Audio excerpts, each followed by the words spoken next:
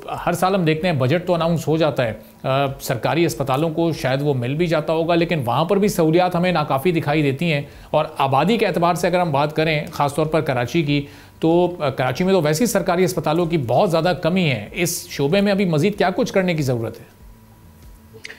First of all अस्सलाम वालेकुम, बहुत शुक्रिया मुझे इनवाइट करने का। देखें, आपने जिस टॉपिक पे आप ये बात कर रहे हैं बड़ा गंभीर टॉपिक है, और अगर हम इसे सिर्फ सेहत तक लिमिट रखेंगे तो शायद बात समझ में नहीं आएगी।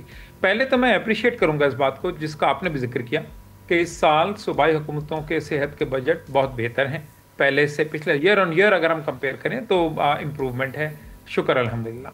अच्छा, एक एतराज़ हो रहा है फेडरल गवर्नमेंट पे, उनका कम है, लेकिन हमें पता है 18th अमेंडमेंट के बाद जो रिसोर्सेज उनका फ्लो सूबों की तरफ है, सो अगर हम इनको जॉइंटली देखें तो वो ज़्यादा बेहतर होगा।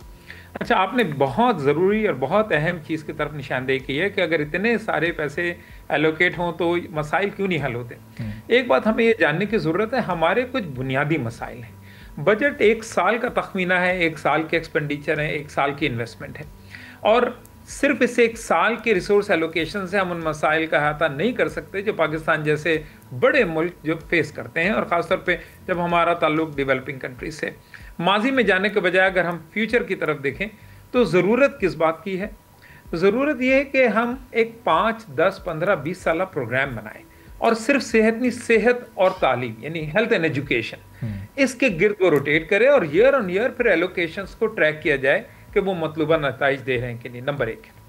नंबर 2, आपने बिल्कुल दुरुस्त फरमाया कि ये जब हम एलोकेट करते हैं तो ये बड़े सेंटर्स यानी ये जो कराची है सिंध में या लाहौर है पंजाब में, यहाँ पर बहुत स्क्यूड है, चाहे वो रिसोर्सेज की एलोकेशन कहें, चाहे वो प्रॉब्लम्स का इर्तिकाज कहें, यहाँ पर बड़े लेवल के प्रॉब्लम है। मैं अमूमन कहा करता हूँ जाइगेंटिक प्रॉब्लम, बड़े प्रॉब्लम एंड कॉम्प्लेक्सिटी, बहुत कॉम्प्लेक्सिटी है। अच्छा, ये है क्यों? आप नोट करें कि एक आम शहरी, आप और मेरी जैसा शख्स ये देखता है अस्पताल कितने हैं, डॉक्टर्स कितने हैं। बुनियादी मसाइल यहाँ हैं नहीं। दरअसल बुनियादी मसाइल हैं प्राइमरी हेल्थ केयर में, कि वो मामला जिनका बुनियाद से ताल्लुक है, यानी मैं ये कहूँ आपको वैक्सीनेशन, कहने को बड़ी सिंपल बात लगती है, लेकिन ये डिजीज़ प्रिवेंशन की बुनियादी कामों में से, ख़ास तौर पे जो मुतअद्दी अमराज हैं यानी इन्फेक्शियस डिजीज़, उनकी प्रिवेंशन में एक बहुत मेजर रोल है। और आपको और हमें पता है कि हम आज भी पोलियो से फाइट कर रहे हैं, हम आज भी मलेरिया से फाइट कर रहे हैं। हमारे बर्डन ऑफ इन्फेक्शियस डिजीज़ हो या नॉन इन्फेक्शियस, उसका बहुत बिग बर्डन है। तो फिर मसला हल कैसे होगा? गवर्नमेंट को उन फैक्टर्स को देखने की ज़रूरत है, और इस दफ़ा मैंने देखा है कि हमारे सूबाई गवर्नमेंटों ने इस तरफ कुछ एलोकेशंस की भी हैं जिन्हें हम कहते हैं सोशल डिटर्मिनेंट्स ऑफ हेल्थ, यानी वो समाजी मसाइल जो डायरेक्ट इनडायरेक्टली हेल्थ को कंट्रीब्यूट करते हैं, वो क्या है? सो न्यूट्रिशन मेजर एलिमेंट। हम न्यूट्रिशन की तरफ नहीं देखते। पाकिस्तान में स्टंटिंग बच्चों की 38% है। अच्छा, ये तो एवरेज नंबर है, हमारे सूबे से 50% है। ये बहुत बड़ा बर्डन है, कोई इसको देखता नहीं। मैं एक रिपोर्ट पढ़ रहा था, 3% जीडीपी के इक्वलेंट इंपैक्ट है उसका, यानी वो जीडीपी पे नेगेटिवली इंपैक्ट करता है। 3% जीडीपी, पूरे पाकिस्तान में 0.9% जीडीपी कुल हेल्थ पे स्पेंड हो रहा है। आप सोचिए कि स्टंटिंग के मसले को अगर हम अगले 5-10 साल में रिजॉल्व करें तो वो कैसे पे बैक करेगा। नंबर 1।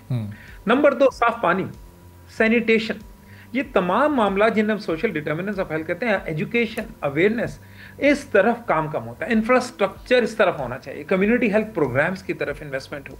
सो आप देखें सिंध पंजाब दोनों जगहों पर आपको नजर आएगा कि बड़े अस्पतालों की भी एलोकेशन है। ऐसा यूटी है हमारे यहाँ, NICBD है, वहाँ पर वो कैंसर केयर अस्पताल की बातें हो रही हैं, या मेजर एक जिना मेडिकल कॉम्प्लेक्स इस्लामाबाद की बात हो रही है।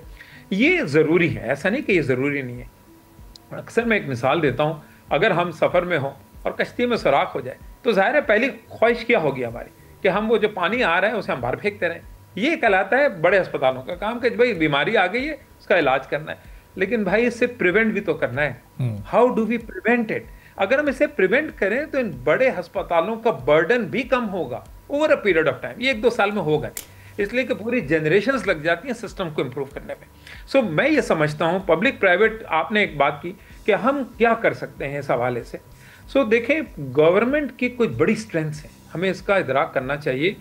हुकूमत के पास स्केल होता है सर, ये बड़े पैमाने पे काम कर सकते हैं। नंबर 1, हुकूमतों के पास डिसीजन मेकिंग होती है, ठीक है, ये फैसले करते हैं कि किनको हमने ड्यूटी फ्री करना है, किनको नहीं करना, कहाँ इन्वेस्टमेंट करनी है।